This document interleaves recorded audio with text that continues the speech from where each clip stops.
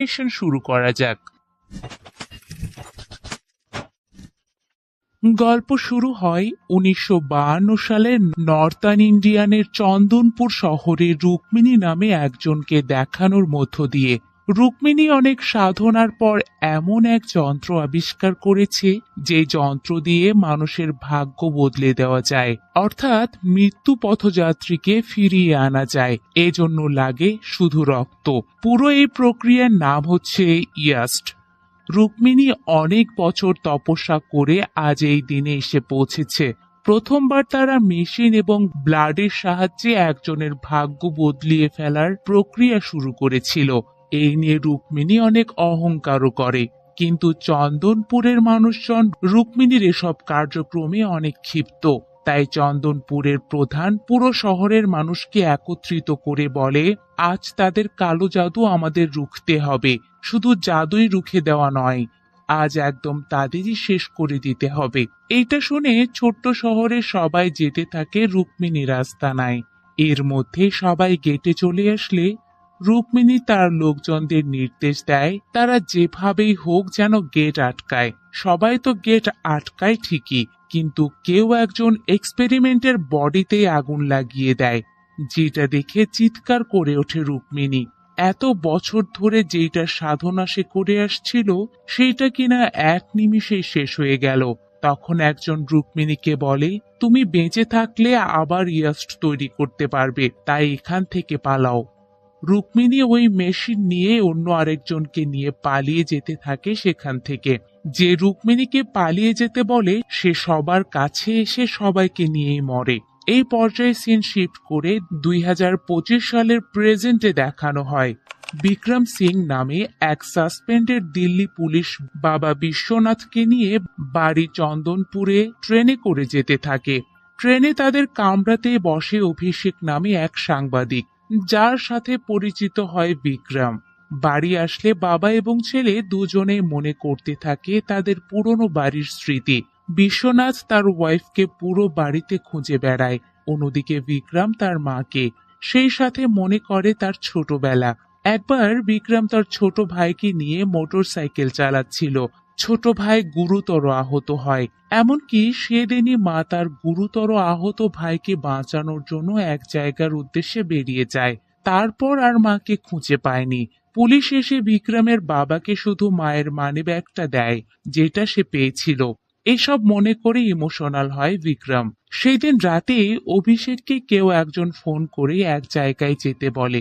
অভিষেক সেখানে গেলে দেখে সুজয় এবং বিজয় নামে দুই রাজনৈতিক নেতা ভোটের আগে মুখ্যমন্ত্রীর সাথে অনৈতিক কর্মকাণ্ড করছে। অভিষেক সেগুলোর ছবি তুলতে থাকে। একসময় ভিতর থেকে তা দেখে ফেলে সুজয় বিজয়, তাই তাদের লোকজন পাঠায় অভিষেককে ধরার জন্য। অভিষেকও পালিয়ে এক জায়গায় লুকিয়ে পড়ে। পরের দিন এক মন্দিরে বন্ধুকে নিয়ে গোসল করতে আসে বিক্রম। সেখানে জানা যায় বিক্রমের কাছের মানুষ কবিতার কথা। কবিতা অসুস্থ হয়ে হাসপাতালে অ্যাডমিট অনেক দিন ধরে, কোনো কথাও সে বলতে পারে না। এর মধ্যেই সেখানে গোসল করতে আসে বিক্রমের বাবা বিশ্বনাথ। গোসল করার এক পর্যায়ে তার কাছে ভেসে আসে এক লাশ। লাশের অবস্থা ছিল একদম ভয়ঙ্কর। মাথার সাথে হাত পা সেলাই করে দেওয়া হয়েছে, দেখতে অনেকটা তারার মতো, আর মাথায় এঁকে দেওয়া হয়েছে এক চিহ্ন। লাশটা দেখা মাত্রই চিনতে পারে বিক্রম, কারণ লাশটা আর অন্য কারো নয়, সেইটা অভিষেকের। এমনকি মাথায় যে চিহ্ন দেওয়া হয়েছে সেইটাও কোথাও সে দেখেছে বলে মনে করে বিক্রম। বাড়ি চলে এসে তাই মায়ের সেই মানিব্যাগটা বের করে সে, আর সেখানে ওই চিহ্ন সম্বলিত কয়েন সে দেখতে পায়। সেই কয়েনটা বন্ধুর কাছে নিয়ে এসে সে বলে, আমার মাকে আসলে আমার বাবা ঠিকমতো খোঁজেনি। হাসপাতাল থেকে আমার ছোট ভাইকে ভালো করার জন্য এক জঙ্গলে নিয়ে যাওয়ার কথা বলেছিল মা। তারপর থেকে মা সহ ভাইও নিখোঁজ। নিশ্চয়ই মা বেঁচে আছে।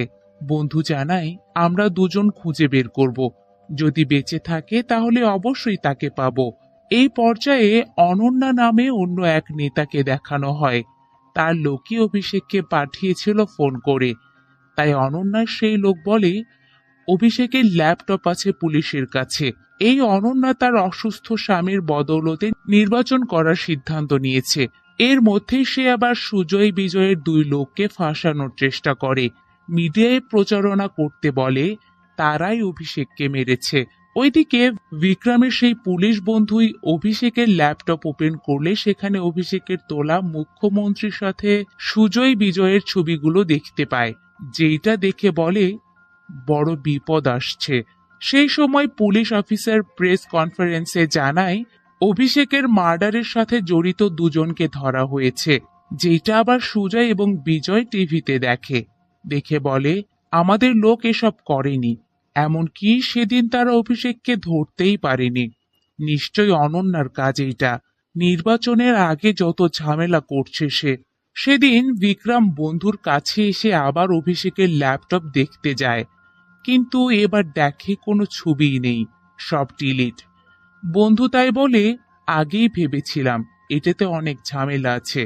তারপর বন্ধু জানায় অভিষেকের কর্মকাণ্ডের ব্যাপারে হয়তো তার ওয়াইফ কিছু জানতে পারবে, তাই বিক্রম অভিষেকের বাড়ির সামনেই চলে আসে। এসে দেখে সেখানে অনেক ভিড় আর স্লোগান হচ্ছে। এসব দেখে বিক্রম এক দোকানদারকে জিজ্ঞেস করে এখানে কি হচ্ছে। দোকানদার জানায় অপজিশন নেতা অনন্যা অভিষেকের স্ত্রীর সাথে দেখা করতে এসেছে, তাই সুজয় বিজয়ের লোকজন তাদের ঘিরে রেখেছে। সেই সময় বিক্রমকে একজন ফোন করে এবং হাত নাড়িয়ে তার দিকে আসতে বলে।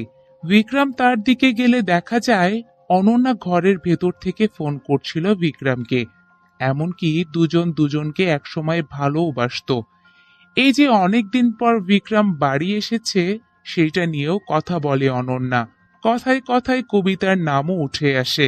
এর মধ্যে সবাই চলে গেলে অনন্যাও সেখান থেকে চলে যায়। অভিষেকের বউয়ের কাছ থেকে চলে আসার পর অনন্যা তার পিএকে নির্দেশ দেয় সুজয় এবং বিজয়কে গ্রেফতার করার ব্যবস্থা করতে।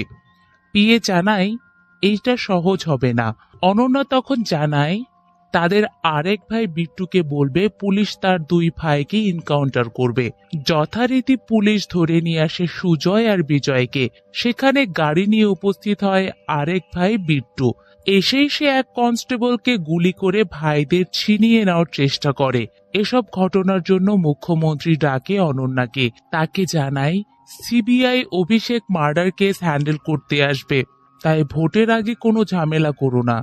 অনন্যা তখনই অভিষেকের তোলা ছবিগুলো মুখ্যমন্ত্রীকে দেখায়, সেই সাথে বলে 30 কোটির লেনদেন তাদের সাথে তো আর এমনি এমনি করেন নাই, তবে চিন্তা করবেন না, অভিষেকের ল্যাপটপ থেকে সব ছবি ডিলিট করে দিয়েছি, শুধু আমার দিকে নজর রাখেন, আপনার সবকিছু ভ্যানিশ করে দেব। এই পর্যায়ে সিবিআই অফিসার রিয়া থমাসকে দেখানো হয়। সে রিসার্চ করতে থাকে অভিষেক মার্ডার নিয়ে। তখন তাকে অতীতের কিছু একটাও তাড়া করে। পরের দিন তাকে তার বস জানায় তোমার প্রমোশন হয়েছে, তুমি এখন থেকে স্বরাষ্ট্র মন্ত্রণালয়ে কাজ করবে। কিন্তু এই প্রমোশনে খুশি হয় না রিয়া। সে বলে আমি ফিল্ডে কাজ করতে চাই, ডেস্ক জব আর ভালো লাগছে না, আমাকে চন্দনপুর অভিষেক মার্ডার কেসটা দেন। বস জানায় তুমি এখনো পুরোপুরি সুস্থ হওনি, তাই কিভাবে তোমাকে কাজ দেই বলো। তাছাড়া এই কেস একজনকে অলরেডি দেওয়া হয়েছে। ওইদিকে বিক্রম তার বাবার কাছে এসে বলে নিখোঁজ হওয়ার পর তুমি কি মাকে ঠিকভাবে খুঁজেছিলে? এরপর সে আরো বলে তোমার কি উর্মিলা কাকির কথা মনে আছে? তার এক ছেলে ছিল বাবলু, যারা একসাথে নিখোঁজ হয়ে গিয়েছিল। জানো কি অভিষেকই হচ্ছে সেই বাবলু? আমরা খুঁজলে হয়তো মাকেও ফিরিয়ে পাবো। বাবাকে এসব বলার পর বিক্রম বন্ধুকে নিয়ে আসে উর্মিলা কাকির কাছে, যেখানে এখন আর কেউ থাকে না। পুরো বাড়িতে তারা খুঁজতে থাকলে একসময় মেঝেতে অনেক রক্ত দেখতে পায়।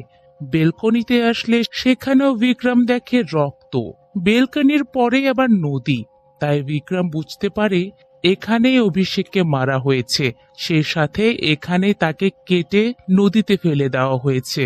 কিন্তু চিন্তায় পড়ে অভিষেকের বডি না পাওয়াতে। সেই সময় অভিষেকের বডির এক ঝলক দেখানো হয়, যেটা কিনা আবার ওই মেশিনের কাছে, যা আমরা একদম শুরুর দিকে দেখেছিলাম। এই পর্যায়ে সিন শিফট করে নিয়ে যাওয়া হয় 20 বছর পেছনে। বিক্রমের মা বিক্রমের ছোট ভাই এবং সাথে আরেকজনকে নিয়ে আসে এক জঙ্গলে। সেখানে এক মানুষ নিয়ে আসে ওই মেশিন। বিক্রমের মা সেখানে আসলে মেশিনের সাথে থাকা লোকটি আগে মেশিনের মধ্যে তাদের চিহ্ন সম্বলিত কয়েন ফেলতে বলে, যেটা বিক্রমের মার কাছে আগে থেকেই ছিল। তাই সে কয়েনটি ফেলে। তারপর লোকটি জিজ্ঞেস করে, কি চাও তুমি? বিক্রমের মা বলে, আমি আমার ছেলের জীবন চাই। লোকটি তখন বলে, কিছু পেতে হলে কিছু দিতে হবে। এইটা বলে মেশিনের ভেতরে একটা আঙুল ঢুকিয়ে দিতে বলে। বিক্রমের মা ঢুকিয়ে দিলে সেই আঙুল কেটে যায় মেশিনের এক সুইচ টিপ দেওয়ার সাথে সাথে। তারপর লোকটি বলে, কাজ হয়ে গেছে। সেই সময় কিছু একটা উড়ে যেতেও দেখা যায়, যেটার ঝাঁকিতে বিক্রমের মায়ের সাথে থাকা লোকটিও কেঁপে ওঠে। বিক্রমের ভাইয়ের এই আঙুল কাটার ব্যাপারটা দেখে মনে পড়ে যায় অভিষেকেরও একটা আঙুল কাটা ছিল। তাহলে কি অভিষেকও এই মেশিনে কিছু একটা চাইতে এসেছিল? তাছাড়া আমরা শুরুতে দেখেছি মেশিন কাজ করে ব্লাডের মাধ্যমে। তাহলে কি আঙুল কেটে ব্লাড নিচ্ছে? এই পর্যায়ে প্রেজেন্ট ডে থেকে 7 বছর পেছনের সিন দেখানো হয়। নেপাল বর্ডারের কোনো এক জায়গায় সুজয় এবং বিজয় এক নেতাকে মেরে মায়ের নির্দেশে লুকিয়ে থাকে, কিন্তু সেখানে থেকে তারা মায়ের জন্য টেনশন করে। আবার এর মধ্যে একদিন খাবার নিতে বেরিয়ে পড়লে তাদের দেখে ফেলে নেতার লোকজন। সেই নেতার লোকজন নেতাকে ফোন দিলে সুজয় এবং বিজয়কে মেরে ফেলার নির্দেশ দেয় নেতা, যেটা আবার শুনে ফেলে সুজয় আর বিজয়ের মায়ের পরিচিত লোক। তাই সেই পরিচিত লোক আবার মাকে জানায়। মা তখন দুই ছেলেকে বাঁচানোর জন্য এক জায়গায় আসে। সেখানে একজন মাকে ওই কয়েনটা দেয়। তারপর জঙ্গলের মধ্যে সেই জায়গাতে যেতে বলে। মা যথারীতি সেই জায়গাতে আসে। তখন ওই মেশিনের লোকটি মাকে আগে মেশিনে কয়েন দিতে বলে। তারপর জিজ্ঞেস করে, কি চাও? মা জানায়, আমার ছেলেদের জীবন। লোকটি তখন জানায়, কিছু পেতে হলে কিছু দিতে হবে। তখন মাও মেশিনের মধ্যে আঙুল ঢুকিয়ে দেয়। আগের বারের মতোই সুজয় বিজয়ের মায়ের আঙুল কেটে যায়। কয়েন বের হলে সেটা আবার নিতে বলে মেশিনের লোকটি, সাথে জানায় কাজ হয়ে গেছে। ওইদিকে নেতার লোকেরা সুজয় এবং বিজয়কে ধরে ফেললে হঠাৎ মৌমাছির দল সেখানে চলে আসে, কিন্তু সেই মৌমাছিগুলো দুই ভাইকে কিছুই করে না, শুধু আক্রমণ করে নেতার লোকদের। সেই সুযোগে দুই ভাই গুলি করে সবাইকে মেরে ফেলে। সেই সময় খাবার টেবিলে ওই নেতাও মারা যায়। 7 বছর আগের ঘটনা দেখানো শেষ হলে রিয়া থমাসকে চন্দনপুরে পা রাখতে দেখা যায়। অভিষেক মার্ডারের ইনভেস্টিগেশন করার জন্য সে এসেছে। অর্থাৎ শেষমেশ রিয়াই কেসটা নেয়। যাকে রেল স্টেশনে রিসিভ করতে আসে বিক্রমের পুলিশ বন্ধু প্রমোদ। সে রিয়াকে নিয়ে যায় তার থাকার জায়গাতে। যেতে যেতে রিয়া আবার অভিষেক মার্ডারের ছবিগুলো দেখে। এর মধ্যেই তারা পৌঁছে যায় গন্তব্যে। তার বাসস্থান এবং অফিসের জন্য দেওয়া হয় এক স্কুল, কারণ স্কুল কয়েকদিন বন্ধ। রিয়া তার নতুন কেস শুরু করার আগে চন্দনপুরের ওসি প্রমোদকে জানায়, আগামী 4 দিন আমার অফিসেই থাকবেন। ওইদিকে বিমা অফিসের লোক সেজে সেদিনই অভিষেকের ওয়াইফের সাথে দেখা করতে আসে বিক্রম। ওয়াইফ বিমার লোভ করে, কিন্তু যখন জানতে পারে বিমার টাকাগুলো অভিষেকের মা উর্মিলার নামে, তখন যেন মনটা তার খারাপ হয়ে যায়। বিক্রম জিজ্ঞেস করে, উর্মিলা কি বেঁচে আছে? অভিষেকের ওয়াইফ জানায়, হ্যাঁ, কিন্তু তার অনেক বয়স হয়ে গিয়েছে। এবার বিক্রম বিমার টাকাগুলো অভিষেকের ওয়াইফকে দেওয়ার নাম করে উর্মিলার বর্তমান ঠিকানা নেয়। ওইদিকে ছেলেদের বিপদের কথা চিন্তা করে সুজয় এবং বিজয়ের মা আবার একজনের কাছে আসে ওই কয়েনটা নিতে। যার কাছে কয়েন নিতে আসে তাকে দেখা না গেলেও বোঝা যায় সেই হচ্ছে রুক্মিণী, যাকে আমরা প্রথমে দেখেছি। তো রুক্মিণী কয়েন দিয়ে বলে, মিরাকেলের জন্য তো কিছু দিতে হবে। মা জানায়, ঠিক আছে। মা এরপর সেই কয়েন নিয়ে এসে তার ছেলে বিজয়ের হাতে তুলে দেয়। বিজয় তখন বলে, এসব কয়েন দিয়ে কি হবে? অনন্যাকে শেষ করলেই আমাদের জয় নিশ্চিত। মা তখন বলে, মনে রাখিস, এই কয়েনের জন্যই 7 বছর আগে তোরা মৃত্যুর মুখ থেকে ফিরে এসেছিলি। বিজয় এটা শুনে বলে, কোনো অলৌকিক কিছু হয়নি, আমরা নিজেই গুলি করে নিজেদের বাঁচিয়েছিলাম। তখন অন্য ভাই বলে, তাহলে আমাদের মৌমাছি কেন কিছু বলল না? তাছাড়া অনন্যাকেও পথ থেকে সরিয়ে দেওয়া এতটা সহজ নয়। সেদিন রাতেই অভিষেকের কেস নিয়ে ঘাটলে রিয়া দেখে অভিষেকের মার্ডারের জন্য সুজয় এবং বিজয়কে ধরানোর জন্য অনন্যা কেস করেছে। তাই রিয়া প্রমোদকে জিজ্ঞেস করে সুজয় এবং বিজয়কে কেন গ্রেফতার করা হয়েছিল। প্রমোদ জানায় অভিষেকের ল্যাপটপে সর্বশেষ তাদেরই ছবি ছিল। ছবির কথা আসায় রিয়া তখন জিজ্ঞেস করে সেগুলো কোথায়। প্রমোদ জানায় সেগুলো ডিলিট হয়ে গিয়েছে। রিয়া তাই বলে নিশ্চয় অনন্যা ডিলিট করেছে, কারণ সেই তো কেস করেছে।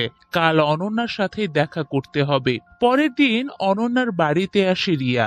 এসে অনন্যার কাছে রিয়া সুজয় বিজয় এবং অভিষেক ব্যাপারে কথা বলতে চাইলে অনন্যার পিএ অনন্যাকে বলে একটা মিটিং এ যেতে হবে, আপনাদের জন্য দেরি হচ্ছে। পিএর এই কথাতে অনন্যা রিয়াকে বলে আজকে সরি, অন্য একদিন বলবো। কিন্তু রিয়াও নাছোড় বান্দা, সে বলে তাহলে গাড়িতে যেতে যেতে কথা বলা যাক। আর না করতে পারে না অনন্যা। দুজন গাড়িতে ওঠে। সেই গাড়িতে পিয়ে উঠলে তাকে অন্য গাড়িতে গিয়ে বসতে বলে রিয়া। তারপর রিয়া অনন্যাকে বলে অভিষেককে লাস্ট কল যেখান থেকে করা হয়েছে সেইটার লোকেশন হচ্ছে আপনারই বাড়ি। এটা শুনে অনন্যা বলে লোকেশন দেখাতেই পারে, কিন্তু এখানে এক্সাক্ট কি হয়েছে তা তো জানা যায় না। রিয়া এরপর বলে 3 মাস আগে আপনার পিএর সাথে অভিষেককে বেশ কয়েকবার দেখা গিয়েছে। অনন্যা জানায় অভিষেক এই এলাকার স্বনামধন্য ফটোগ্রাফার, তাই তার কাছে যে কেউ ছবি তুলতে পারে। তাছাড়া উনি আমার পিএ না, আমার ইলেকশন ক্যাম্পেইনের ম্যানেজার। এসব কথা চলাকালীন অনন্যা লক্ষ্য করে ড্রাইভার তাদের গাড়ি অন্যদিকে নিয়ে যাচ্ছে। ড্রাইভার তখন আতঙ্কিত অবস্থায় বলে বিজয় আমার মেয়েকে কিডন্যাপ করার ভয় দেখিয়েছে, তাই আমি সরি ম্যাডাম। এর মধ্যেই অনন্যার গাড়ি আটকে ফেলে বিজয় এবং তার লোকজন। রিয়া তখন সবার সাথে লড়াই করতে থাকে। অন্যদিকে অনন্যাও আত্মরক্ষার চেষ্টা করে। একসময় ড্রাইভার অনন্যাকে গাড়িতে উঠতে দেখে। অনন্যা আবার রিয়াকে ডাকে গাড়িতে ওঠার জন্য, কিন্তু রিয়া সবার সাথে লড়াই করতে করতে তার অতীতের স্মৃতিতে ফিরে যায়। সে চোখের সামনে ছোট বোনকে দেখে যাকে কেউ একজন মেরেছে গুলি করে। এসব দেখে স্তব্ধ হয়ে যায় রিয়া। তখন রিয়ার মাথায় আঘাত করে বিজয়ের লোক, সাথে সাথে সে মাটিতে লুটিয়ে পড়ে। সিন শিফট করে তখন দেখানো হয় বিক্রমকে। বিক্রম অভিষেকের ওয়াইফের কাছ থেকে লোকেশন নিয়ে চলে আসে উর্মিলার কাছে। উর্মিলাকে দেখে বিক্রম অনেকভাবে বোঝানোর চেষ্টা করে সে তার ছেলে, কিন্তু উর্মিলা চিনতে পারে না, আবার কোনো রেসপন্সও করে না। তখন বিক্রম ছোটবেলার গানটা চালু করে দেয়, যেটা শুনিয়েই উর্মিলা ছোটবেলায় তাদের 2 ভাইকে ঘুম পাড়াতো। ওই গান শোনা মাত্রই উর্মিলা বিক্রমের মায়ের কথা এবং ছোট ভাইয়ের কথা বলে। সেদিন তাদের সাথে এই উর্মিলাই গিয়েছিল ওই জঙ্গলে।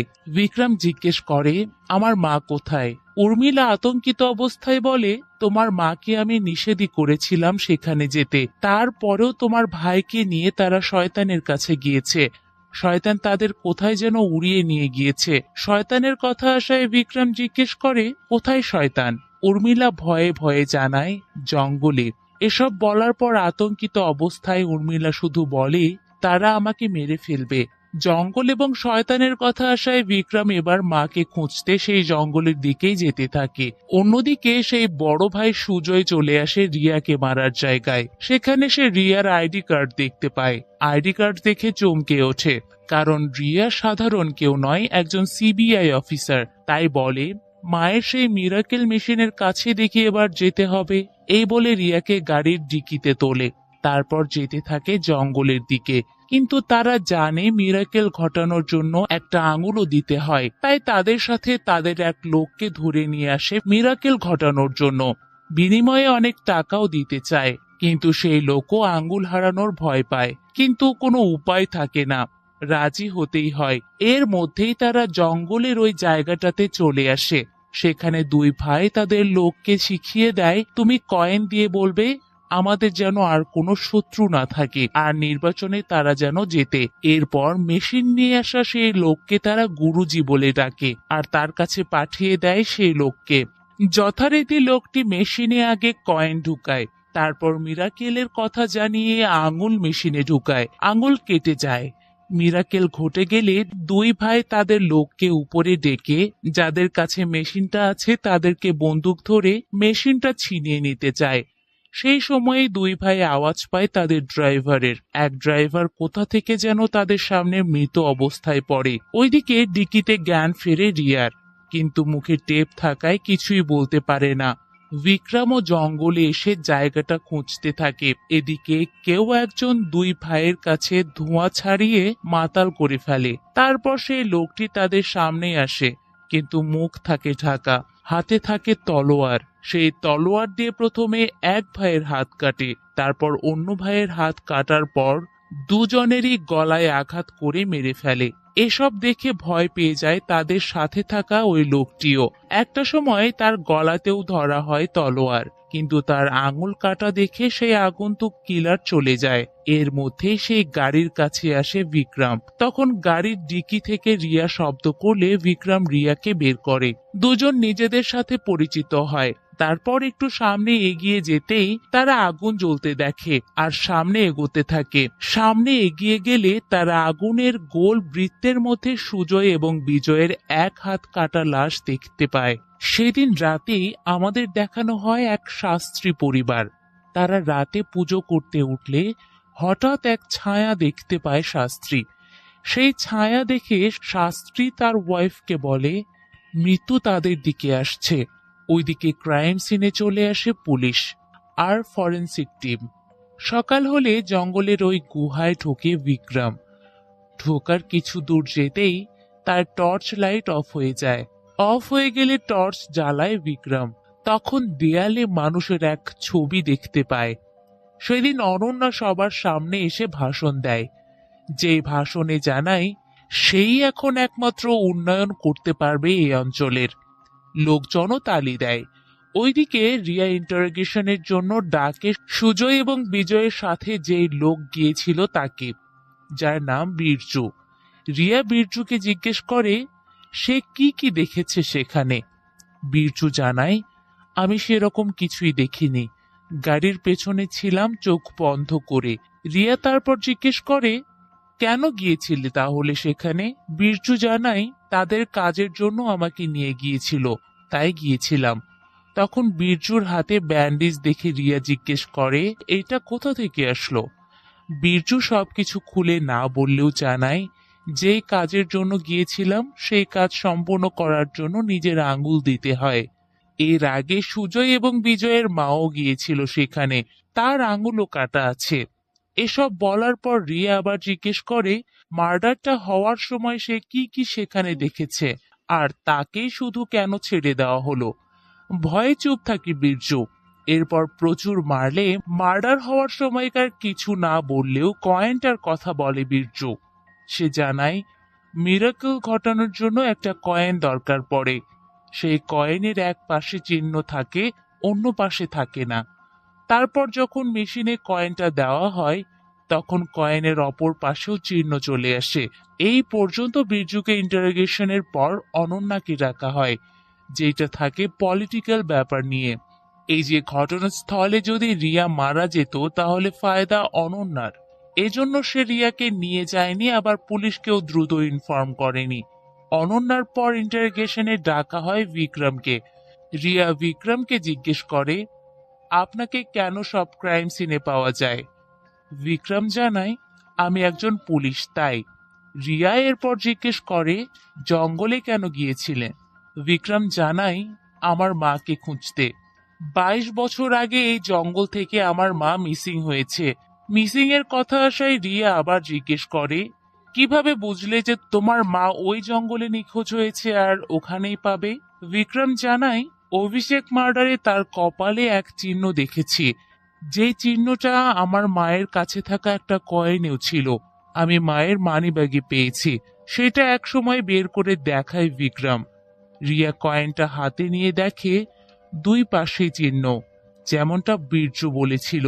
বিক্রম এরপর জানায় আমিও এই কেস নিয়ে তদন্ত করছি, চাইলে আপনাদের সাথে আমাকেও রাখতে পারেন। 3 জনের ইন্টারোগেশন চলাকালীন ওই শাস্ত্রী আসে সিবিআই অফিসে। রিয়া তখন বিক্রমকেও তার সাথে নেয় এই কেস তদন্তে। শাস্ত্রী এসে রিয়াকে বলে, আমি গতরাতে পূজা করতে গিয়ে মৃত্যুর ছায়া দেখেছি। রিয়া জিজ্ঞেস করে, কিভাবে বুঝলেন সেটা মৃত্যুরই ছায়া ছিল? শাস্ত্রী জানায়, আমরা শাস্ত্রীরা বিভিন্ন ছায়ার ব্যাপারে পড়াশোনা করি, সেখান থেকে জেনেছি কোনটা কিসের ছায়া। ছায়া দেখার পর পরই এক ধরনের গন্ধ পাই, গন্ধ পাওয়ার পর পর জঙ্গলে যাই, সেখানেও ওই গন্ধটা পাই, তারপর গাছগুলো দেখি, যেমনটা আপনারা ক্রাইম সিনে পেয়েছেন। সাথে